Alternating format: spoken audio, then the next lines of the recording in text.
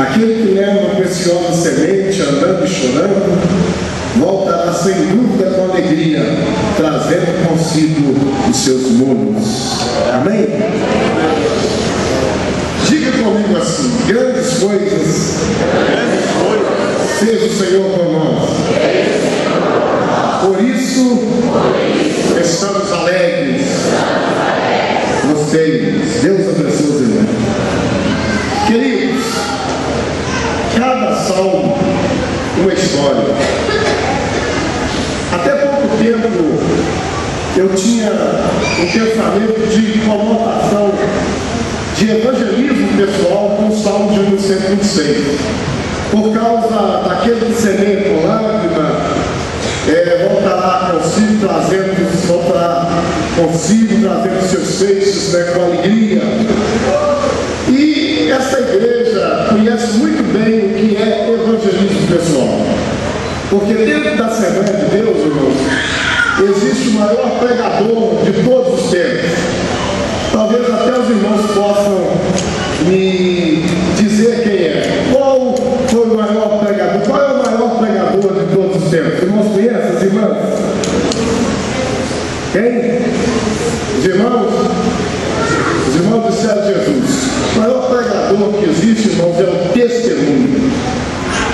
Ele prega calado, ele prega andando, ele prega de todo jeito. O testemunho fala muito alto. E por causa dele, irmãos, milhões e milhões de pessoas têm aceitado a Cristo como seu Salvador. Amém, queridos? E o testemunho prega na fábrica, prega na rua, prega para os vizinhos, até dentro de casa, não é? O testemunho fala mais alto. Mas o salmo de número 126, irmãos, é bem mais profundo que isso. Porque cada salmo, uma história. Cada salmo, um testemunho. Cada salmo, irmãos, um fato. Eu não sei como Asaf conseguiu expressar através do salmo. O salmo de número 73, quando ele faz uma introspectiva, quase depressiva, do momento que ele estava vivendo. E ele narra aquilo com tanta verdade, sabe? Não escondendo nenhum fato daquele acontecimento, quando ele diz assim: bom é o Senhor para com Israel teu servo, mas quanto a mim, quase que eu me desviei. Ele olhou, irmãos, para o ímpio, sabe? O crente não pode olhar para o mundo. O crente tem que olhar para Jesus, autor e consumador da fé. Aleluia! Antigamente, hoje não se usa mais, pastor. Nós tínhamos um dizer no nosso meio que era assim meio engraçado. A gente chamava o irmão assim: vamos fazer isso. Ele falava para a gente: não, eu não sou desse mundo.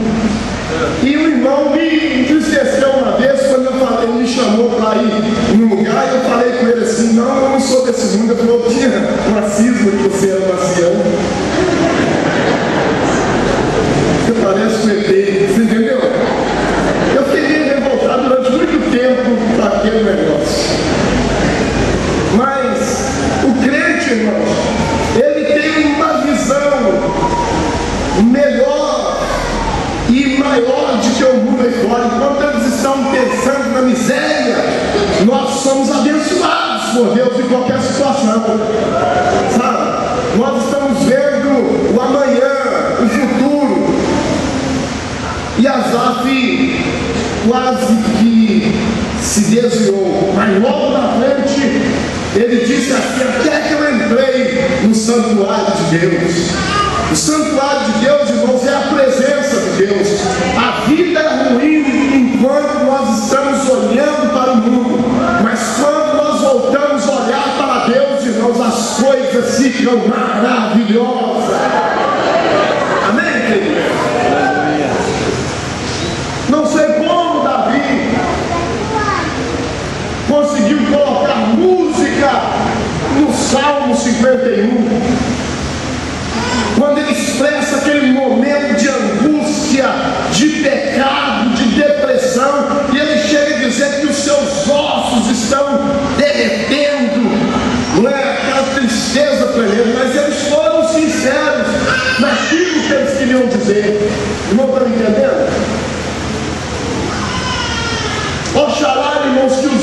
nós cantássemos, trouxesse uma história, trouxesse um testemunho, sabe?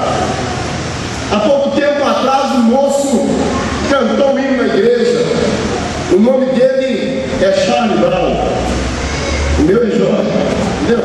O nome dele é Charlie Brown. A mãe dele depois o nome dele é Charlie Brown. Entendeu? E tem gente que não gosta de boy, irmão. Isso não tem nada a ver, não. Eu até gosto de coração de boy não bate, tromba. Você entendeu?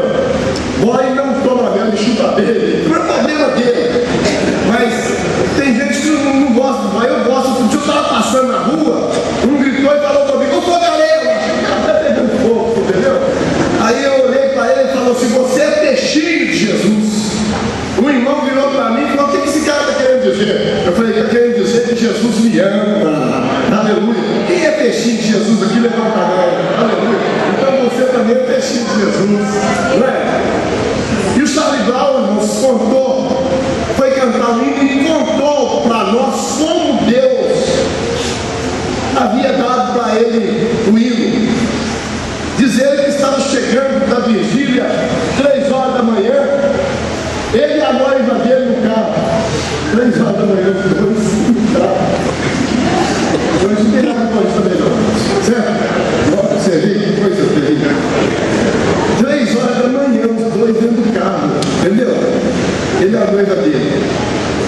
E ele mora sozinho. Mas deixa eu falar. Aí, diz ele que foi abrir a porta, o portão da casa dele, 3 horas da manhã, e a noiva dele dentro do carro. Isso me deixa complicado até hoje. Eu vou começar a dizer. Aí, 3 horas da manhã, ele foi abrir o portão. Quando ele foi abrir o portão, passou, ele tem um cachorro pitbull. E o pitbull, a menina passa os pés e botar amarrado. Entendeu? Aí o pitbull ainda está amarrado. E eu pensei comigo, irmãos, o dia que o pitbull for fonte de inspiração para nós estamos lá, irmãos. Um cachorro feio parecendo um capeta. Foi inspiração de hino para nós. Disse Davi que lá no hino de 126 da Ata Cristã, que os mais belos hinos e poesias foram escritos em tribulação, e dos céus as lindas melodias se ouviram na escuridão. Sempre arde durante a madrugada, durante a noite, apreensão, tristeza, busca de uma cura, de uma solução. Mas quando amanhece o dia, a bênção chega e a tristeza torna-se uma canção maravilhosa. Oh, glória a Deus! A Bíblia diz, irmãos, que pode a tristeza durar uma noite inteira, mas a alegria vem ao amanhecer. Aleluia! E o momento aqui, irmãos, era melindroso, porque quando o rei começou a libertar o povo de Israel, dar autorização para eles retornarem à terra, ele fez de maneira inteligente. Ele mandou o povo através das tribos e demarcou a terra para que os lugares não fossem super populares. Não sei se não me ajuda aí, sabe? Tem tanta palavra, parece que inventa alguma coisa. Então, queridos, que não houvesse superpopulação em certa região. E ele fez de maneira inteligente. E para esse povo aqui, irmãos, sobrou a região do Negueb. Primeiro, irmãos, ele mandou Esdras para abrir o livro, restaurar a religião. Porque uma cidade sem religião é uma cidade sem lei. Eu moro numa região, irmãos, de Minas, aonde as ruas da minha cidade é pinga-fogo, a cidade é aventureiro, os lugares chamam Mata 3, porque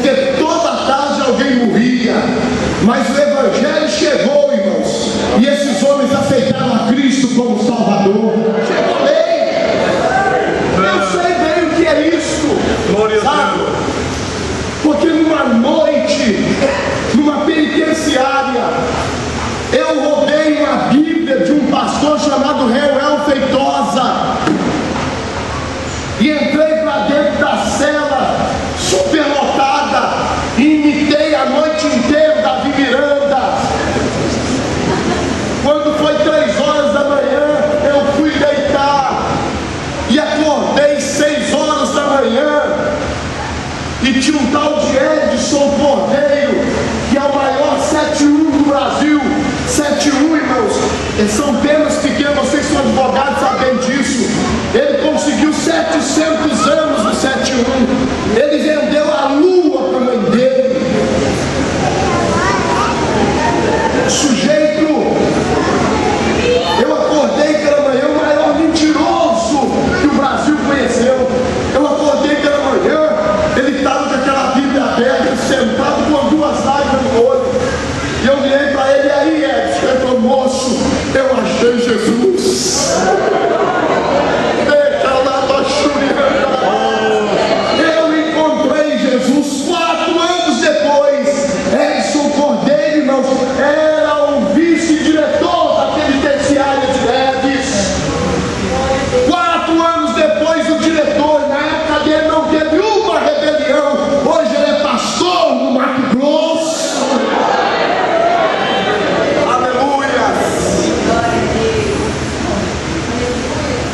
Então, queridos, o Evangelho chega e transforma o homem.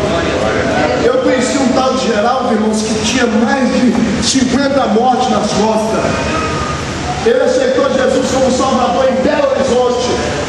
E um delegado chegou perto dele e falou para ele, você é crente, Geraldo? Ele falou, meu filho já passou. Mas você não mata mais mesmo? Ele falou, não mata mais não. Você não mata mesmo, não. Só se fizer muita pergunta. O delegado não fez mais perguntas, aprende até hoje. Aleluia. Depois mandaram Neemias para restaurar os muros. Uma cidade sem muro é uma cidade sem defesa, uma cidade à mercê.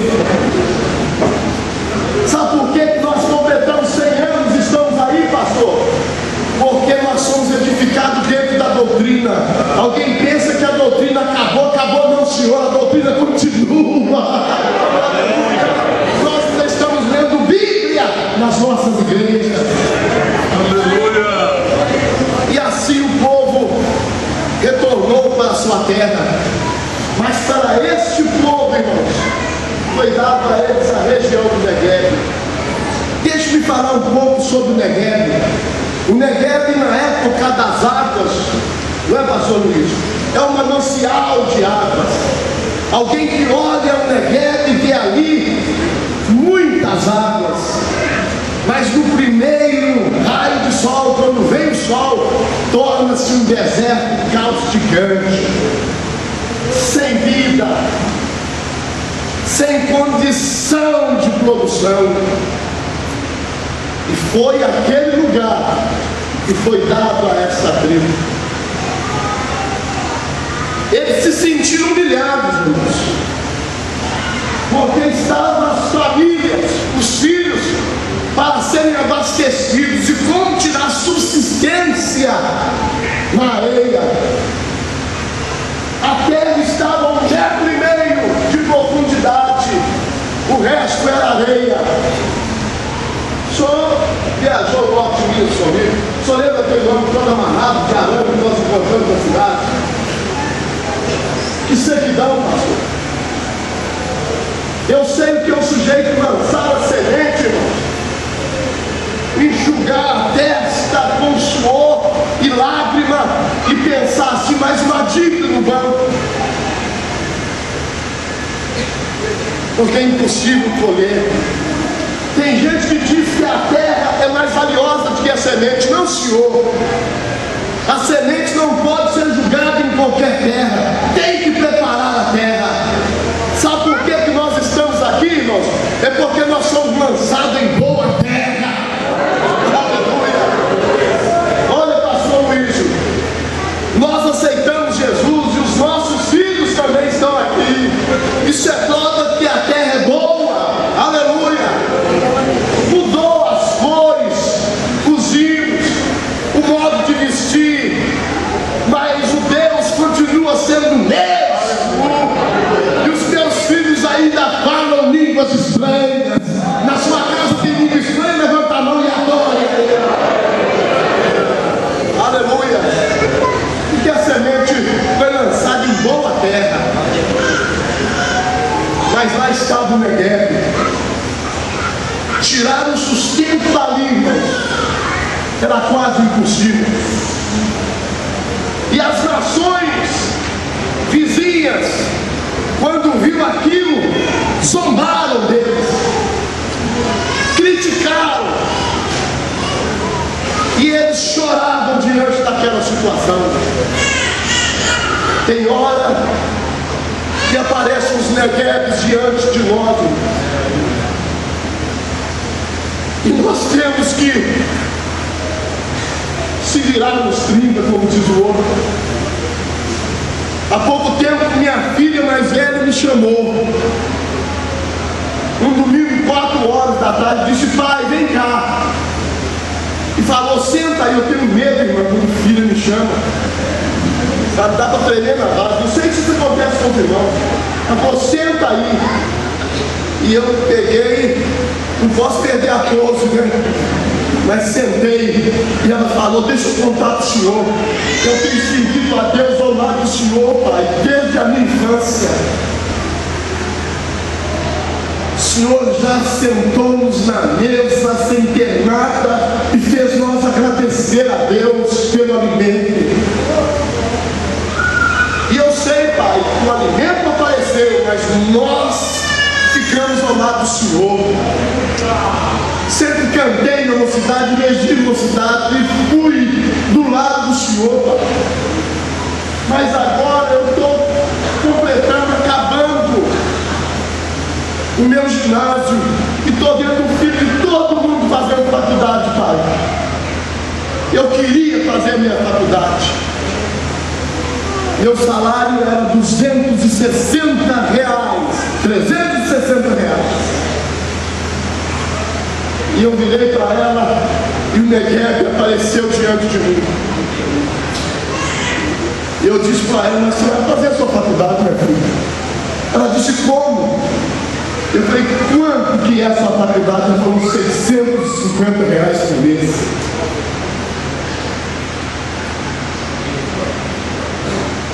Eu falei: você vai fazer? Ela falou: pai, amanhã é o último dia da matrícula.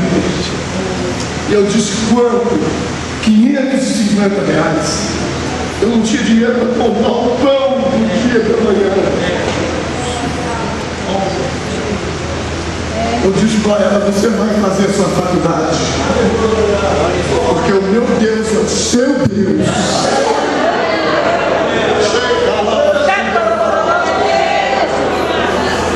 Nada aconteceu durante a noite. No outro dia cedo eu levanto 8 horas da manhã, muitos graus, 40 graus. Eu tinha vindo aqui em São Paulo pregar, o irmão me deu um terno, mas um terno daqueles, entendeu? Porque eu, quando às vezes estou de camisa nova, calça nova, meia velha, entendeu? Mas nesse dia, esse irmão me fez, você entendeu? Comprou um sapato para mim brilhoso, irmão. E eu sentava no fundo assim, ficava mostrando os irmãos de baixo, entendeu? E eu não tinha vestido aquele terno, não tinha por que vestir aquele terno, sabe? Mas nesse dia eu levantei e fui para o lado do guarda-roupa, e a do carro perguntou para mim: o que você está fazendo aí? Eu falei: eu vou entrar nesse terno novo hoje, segunda-feira. E ela pegou e falou: moço, eu vou, me deu vontade, eu vou sair internado aqui segunda-feira pela manhã. Está entendendo? Irmão, se você não tem dinheiro, pelo menos fica bonito na vida. Pelo menos o jeito de olhar para você e falar que ele tem. Está entendendo? E eu entrei no terno, irmãos, e saí, pastor, daquela que vai ali para Genuíno, aquela João 23, sol 40 graus, e até chegar na Praça do Dr. Carlos. Quando eu cheguei na Praça do Dr. Carlos, a ficha caiu. Eu pensei: se eu voltar a pé, eu vou ter um infarto. Eu lembro pelo tamanho, dura que eu era.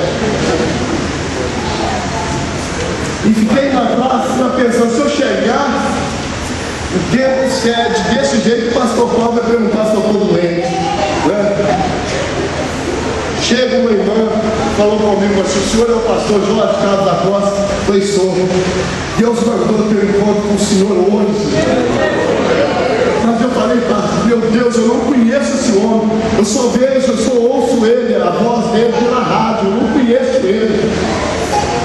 Eu quero que ele esteja diferente, então, para mim saber que é ele. Só eu que estava de terno e gravata naquele sol quente na praça do Dr. Carlos. Aleluia. E ela chegou e falou, não quero muito assunto, não, e colocou a mão no meu rosto, deu vontade de ter olho no dedo. Ela saiu, quando enfia a mão no bolso, R$650.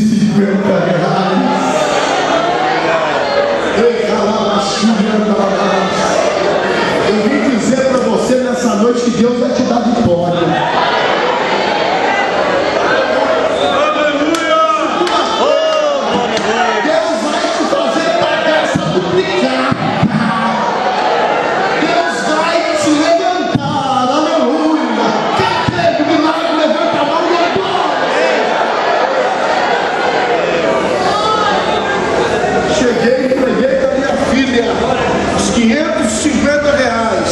Ainda sobrou uma coisinha para fazer a festa. Aleluia. Passado 15 dias depois, pastor, me tiraram de Montes Claros e levaram para Manhuaçu 5 vezes mais o salário. Minha filha fez a faculdade e formou. Deus vai mudar a cidade para fazer a obra na sua vida.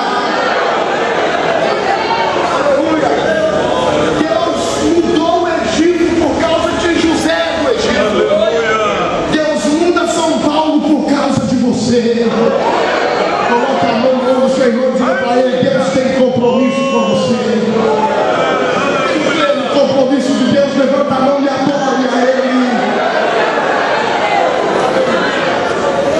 Lá estavam Negueb, as famílias. Deixa eu tirar essa coisa para original. Aleluia. Eu não vou ficar rebolando por aqui.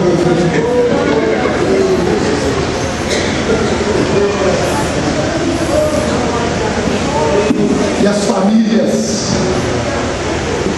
e a semente na mão. Na pesca milagrosa, irmãos, Jesus estava lá. Eles tinham pescado a noite inteira e nada.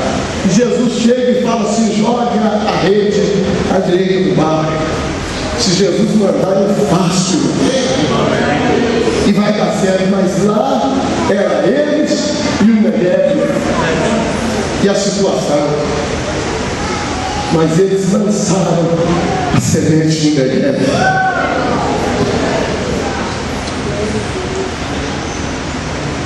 Eu sou um milagre de Deus, irmão. Eu aceitei Jesus na noite que eu fui matar o pastor José Cipies de Barros Lima. E eu aceitei Jesus naquela noite.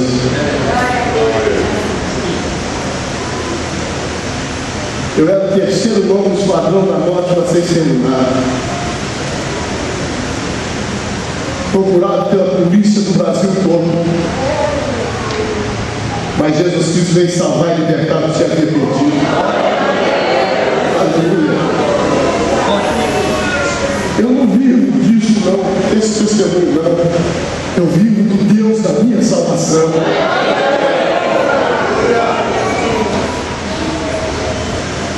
O Negueb às vezes se apresenta diante de mim,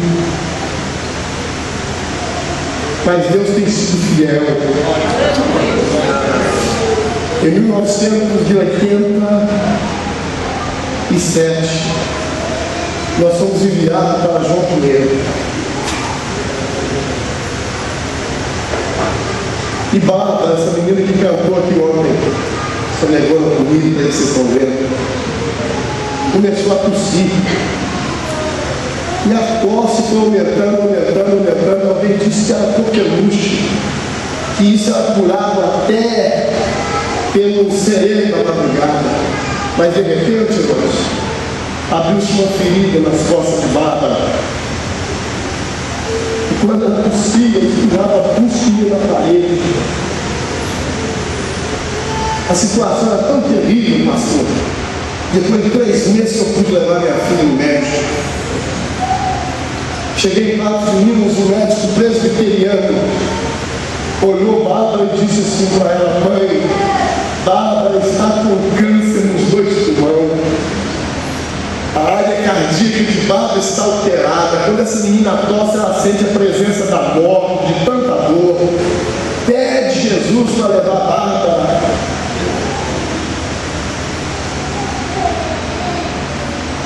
Engraçado, irmãos, que minha esposa, se for dizer, ela parece que ela recebia 608. E não mudou, não. O homem falou aquele negócio para ela, quando falou comigo, o chão desapareceu. E ela continuou do mesmo jeito. E nós saímos, ele deu um remédio, morfina, um negócio forte, e mandou nós embora para casa, para Bárbara morrer. Dentro do ônibus, quando nós saímos da cidade, que fomos pegando aquele chapadão ali da Ponte Firme, passou uma boiada. E o ônibus teve que parar para a boiada passar. A do carro vai e acorda a Bárbara para ver o boi. Agora você vê a boiada. Ela virou e a menina acordou meio sonolenta. Falou: mãe, deixa de mim, lá você vê o boi. Eu pensei comigo: se essa mulher fizer isso mais uma vez, eu vou conversar com ela. Chamar a menina para ver boi daquela preta. Não é? Lá na frente, irmãos, estava começando aquelas plantações de soja, os gaúchos estavam chegando lá. Ela acordou a menina para ver a plantação de soja, parecia um mar. Aí eu entrei em cena, irmãos. Falei: vem cá, sua ficha não caiu, não. Ela falou: que ficha? Foi a ficha. Aí ela falou comigo assim: em primeiro lugar, você fala baixo comigo. Irmãos, eu tenho uma língua do tamanho dessa grama. Minha esposa é muito calada, mas quando ela fala, eu fico calado uns 3 dias. E ela virou para mim e falou: por que você está falando isso comigo? Você não viu o que o médico falou? O que o médico falou? Você é surdo? Eu falei: o que o médico falou? Ele falou que a menina vai morrer. Ela falou: moço, não é médico que fala na nossa vida, não, rapaz. Em casa não é médico que manda, não, nem você manda lá. Eu tinha uma esperança, vi que eu era o dono da situação, tá entendendo? E ela virou e falou comigo: não vim aqui para enterrar filho com você, não, eu vim pregar o evangelho e curar aquele. Aí eu dei uma risadinha: vai que esse cara não quer pegar. Eu cheguei em casa, irmãos, tinha um pioneiro na minha casa, sabe? Ele veio visitar o neto dele, irmãos, mas ficou na minha casa, está entendendo? Ele veio visitar o neto, ficou na minha casa, igual aqueles irmãos que fazem o voto que a gente paga, você já viu? Aqueles irmãos que falam assim: se Jesus me curar, eu vou passar 6 meses na casa do pastor. Eu estou pensando nisso, eu estou precisando de fazer uma mesa. Eu gostei desse lugar. E ele ficou em casa 16 dias, irmãos. E eu tinha que tratar do homem bem melhor. Quando ele telefonava para o pastor Anselmo e enfrentar o gabinete do pastor Anselmo, tem certa hora que não há, irmãos. E ele falava: olha, vou falar com o velho. Ah, meu Deus. 16 dias, eu dormindo lá de fora, para ele dormir na minha cama. O dinheiro tinha acabado, estava devendo mercearia, padaria, armazém, açougue. 16 dias falou assim: vou embora. E falei assim: tem uma menina minha que se podia orar por ela. Foi que ele viu minha filha pela primeira vez. E ele orou por ela. Orou e falou comigo: essa menina vai morrer. Eu falei: ainda bem que não pediu o senhor para orar por mim também. Eu estava doido para pedir o senhor para orar por mim. Ele falou: porque o senhor ora e a gente morre. É. E ele saiu, irmãos, e entrou dentro do carro. Eu fiquei na porta, olhando o carro virar a esquina, pensando assim: meu Deus, pelo menos eu vou dormir na minha cama e olhar a minha filha, que não andava, que não falava, que estava morrendo em cima de uma cama. Quando de repente, irmãos, eu vou entrando dentro de casa, que eu piso na rua: sai dela, povo meu, eu vou matar, eu vou destruir. Uma pregação brava, sabe? E eu pensei comigo: vou entrar para dentro, esse negócio vai sobrar para mim. Mas quando eu coloquei o pé no degrau, o sujeito apareceu e falou assim: alta aí, ou desse jeito, alta aí. E eu parei, olhei para ele e falou assim: você é o pastor da Assembleia de Deus? Eu não pode mentir, é verdade? Eu falei para ele assim: eu sou. Ele falou: tem uma proposta para fazer para você. Eu falei: pode falar, eu quero pousar na sua casa. Eu não quero dinheiro, eu não quero comida, eu não quero nada, eu só quero pousar na sua casa. Eu olhei para minha esposa, ela estava, e eu pensei comigo assim: entra, moço. E ele foi entrando. Quando ele foi entrando, eu lembrei de perguntar para ele: de onde você é? E ele era um sujeito assim, moreno, igual o senhor assim, sabe? E eu falei: que de onde sou? Ele não estava bem vestido, ele mal vestido, um homem simples. Eu falei: de onde sou? Ele falou: se vai piorar a situação se eu falar de você de onde eu vim. Eu falei: ah, meu Deus. Eu falei: entra, moço. Isso era 3 horas da tarde. O homem sentou na mesa. E a conversa com o homem era tão gostosa, mas era tão boa. Quando eu assustei às 7 horas da noite, a do carro pegou e fez uma canjiquinha, parecendo arroz com feijão, e trouxe canjiquinha, arroz e feijão, sazão e muito amor, porque a situação estava. E ela disse para mim assim: chama ele para jantar. E ele falou assim: eu não quero jantar. Nesse momento, Bárbara, que não andava, que não falava, que estava em cima de uma cama, aparece na sala. E sem que eu tivesse dito o nome de Bárbara para ele, ele falou assim: você é Bárbara? Ela disse: sou. Ele disse: é por causa de você que eu estou aqui.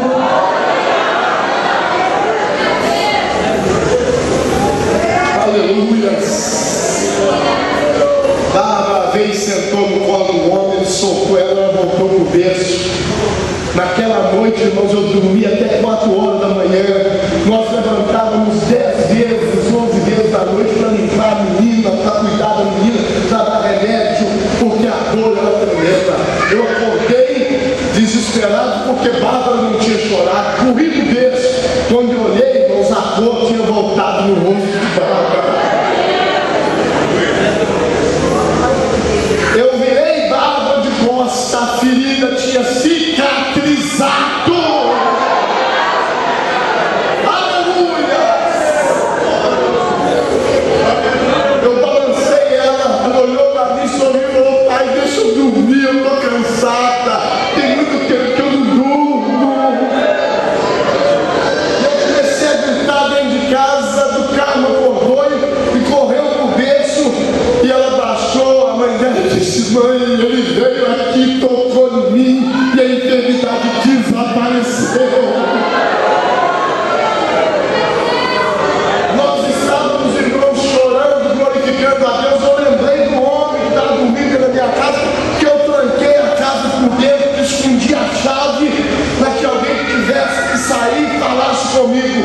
Quando eu entrei dentro do quarto, o homem tinha desaparecido e Bárbara estava completamente curada. Quem vê o milagre aqui, levanta a mão. Aleluia. Deus é maior.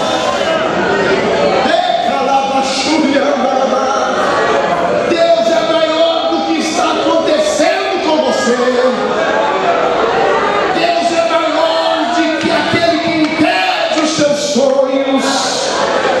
Nesta noite, Deus está operando milagre aqui nessa igreja.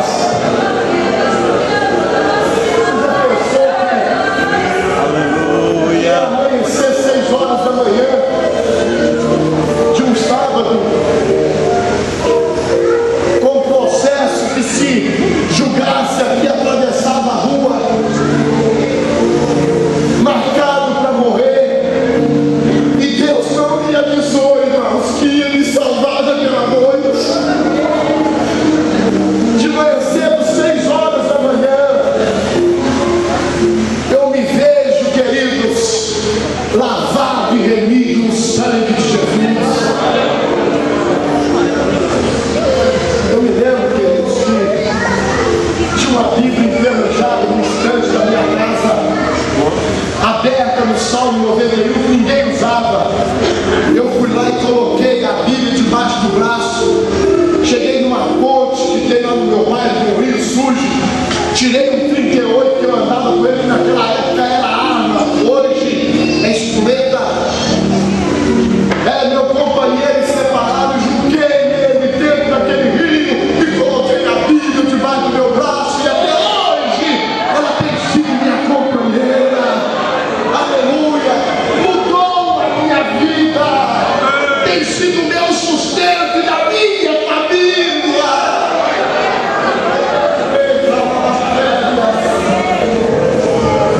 Cheguei na porta da igreja às 6 horas da manhã, procurando o culto. A igreja fechada. 7 horas tinha uma oração na igreja. O tesoureiro morava no sul da igreja, pastor José Vieira. Quando ele abriu a porta, que me viu na porta da casa dele, dizendo que deu vontade de voltar para trás, de fechar e falar: fui assaltado agora. Quando ele olhou, estava com a Bíblia debaixo do braço, e ele chegou meio tremendo assim, esticou a mão para mim tremendo, e pela primeira vez alguém me saudou com a paz do Senhor. Eu entrei para dentro da igreja, os irmãos de oração, eu achei que meio esquisito, mas de repente foi chegando os irmãos, e quando eu vi os pastores e os presbíteros sentados no púlpito, pastor, Deus me deu um sonho. Eu sonho os sonhos de Deus, irmãos. Eu falei assim: eu quero um dia sentar no lugar que aqueles homens estão sentados. Para mim isso era coisa impossível, queridos. Passava para mim ser um membro da igreja, estava muito bom, eu estava morrendo. Saí da penitenciária, mas o Senhor me trouxe até aqui. Aleluia. Me fez assentar no meio dos Cristos. Outro dia eu estava pregando numa escola bíblica do país aí. Um desses pregadores olhou e disse assim: espera aí, quem é Jorge Carlos da Costa aqui? Eu peguei e falei: sou eu, moço, você é um desconhecido que todo mundo conhece. Aonde eu passo, você tem passado, porque eu sou promessa de Deus. Quem tem um sonho aqui nessa noite, levanta a sua mão. Deus te trouxe aqui para dizer para você que vai realizar os seus sonhos. Oh, glória! Outro dia, queridos, eu tirei o retrato do meu neto, levei da minha mãe em Belo Horizonte. Minha mãe saiu com aquele retrato como se fosse um troféu, pastor. E chegou na casa de um delegado que me deu 2 tiros na coluna e me jogou numa barranceira para que eu fosse morto. E essa bala que está alojada na minha coluna, pastor, se tirar eu vou para a cadeira de roda. Até isso Deus opera. Aleluia. E chegou perto dele, e mostrou para ele o retrato da criança e falou: isso aqui é meu bisneto, uma velha de 90 anos de idade. E ele, um homem severo, disse: sabe, vocês dão meus parabéns, é ser neto do Adão, que é sargento da polícia, meu irmão. Ela falou: não, é neto do Evandro, que é sargento também. Depois que eu aceitei Jesus, todo mundo entrou na polícia na minha casa. Falou: não, é da Moreira, eu também não. Foi de quem? Foi do Jorge. Estava morto e reviveu. Estava perdido e foi achado. Eu estava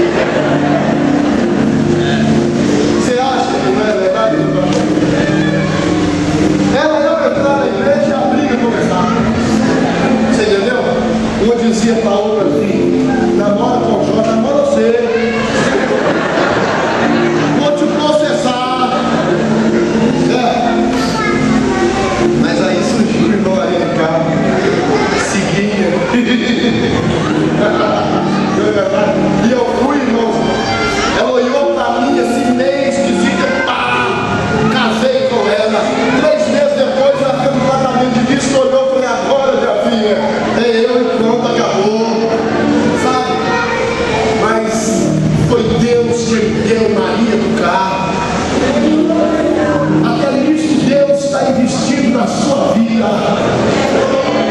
Deus não olha com os seus olhos. Deus quer o melhor para você. Deus quer o melhor para sua vida. O que eu tenho passado, irmãos, só meu marido Carlos está comigo. É mais uma resposta de Deus. Eu tenho esse menino aqui, meu neto anda comigo, olha menino que estuda, coisa linda.